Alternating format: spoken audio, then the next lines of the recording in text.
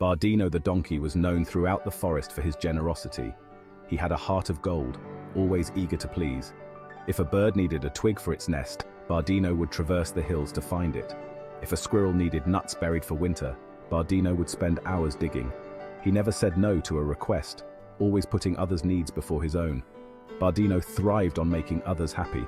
He found joy in being helpful, believing it was his purpose. The forest creatures adored him for his kindness. They showered him with praise, calling him Bardino the Benevolent. But deep down, a tiny voice whispered worries.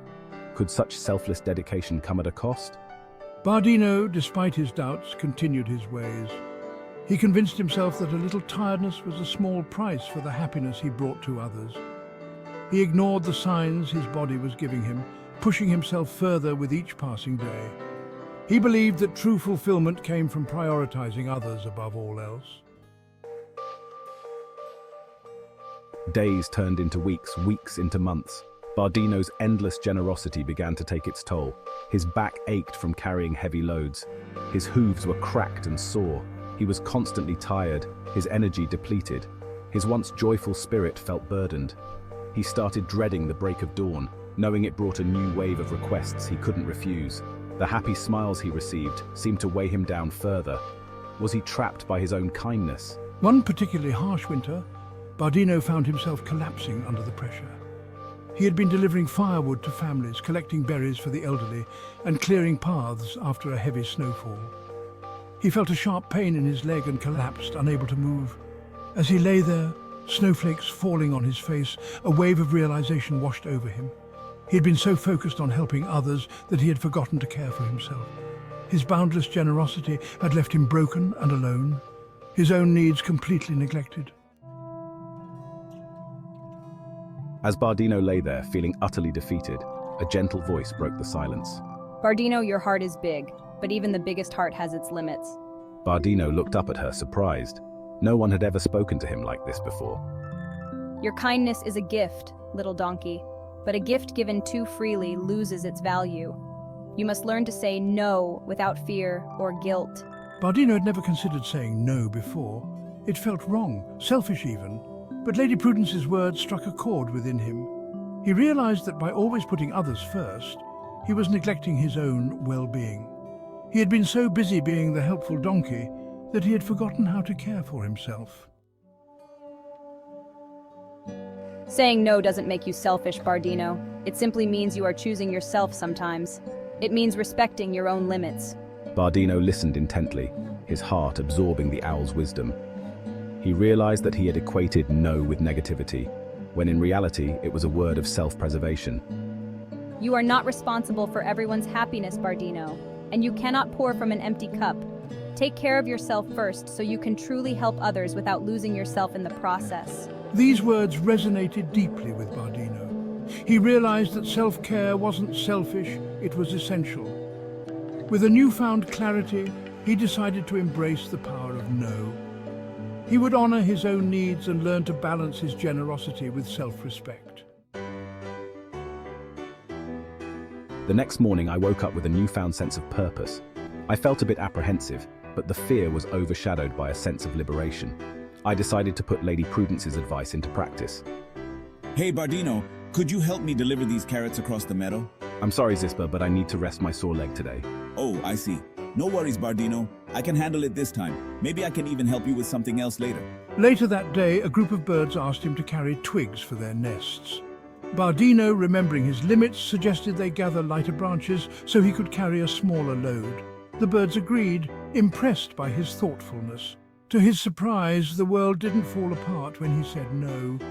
In fact, it opened up opportunities for others to contribute and for him to offer help in ways that didn't drain his energy. He found joy in balancing his own needs with his desire to help others. The change in me didn't go unnoticed. The other animals, initially surprised by his newfound assertiveness, soon recognized the wisdom behind his actions.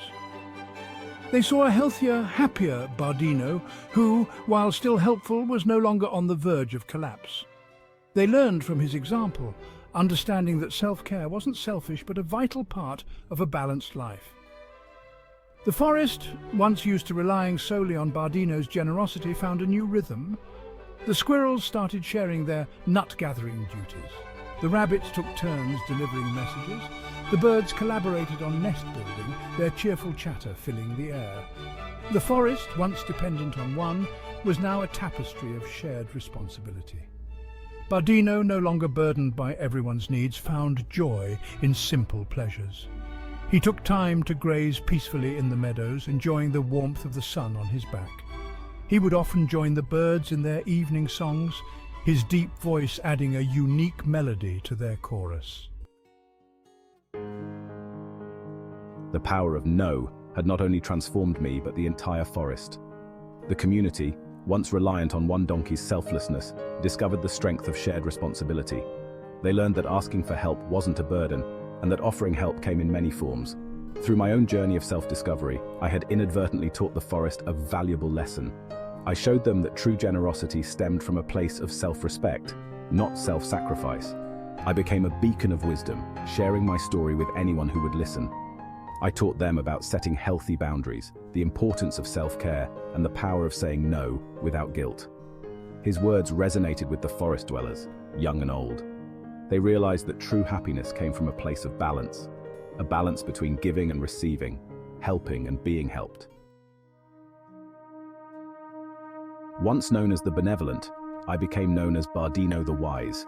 I was no longer the donkey who did everything for everyone. I was the donkey who taught everyone, including myself, the importance of balance. I continued to help others, but now it came from a place of strength, not obligation. I listened to my body, respected my limits, and never hesitated to say no when I needed to. My story became a legend, passed down through generations of forest creatures. It served as a reminder that true strength lay not in pleasing everyone, but in staying true to oneself. My journey taught the forest that sometimes the greatest act of generosity is to prioritize your own well-being so you can continue to shine your light on the world, brightly and sustainably. My fable is a gentle reminder that no is not a negative word, but a powerful tool for self-care and authentic living. It teaches us that it's okay to set boundaries, to prioritize our needs, and to say no without guilt or fear. It reminds us that we can't pour from an empty cup.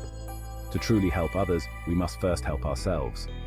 By nurturing our own well-being, we can then extend a hand to others from a place of strength, not depletion. The fable also highlights the importance of community and shared responsibility. It shows us that asking for help is a sign of strength, not weakness. By supporting each other and sharing the load, we create a more balanced and harmonious existence. Ultimately, my story is a call for self-respect and responsible kindness. It encourages us to find our own balance between giving and receiving, helping and being helped. As you navigate the complexities of life, remember my journey. Remember the power of no and the importance of honoring your own needs.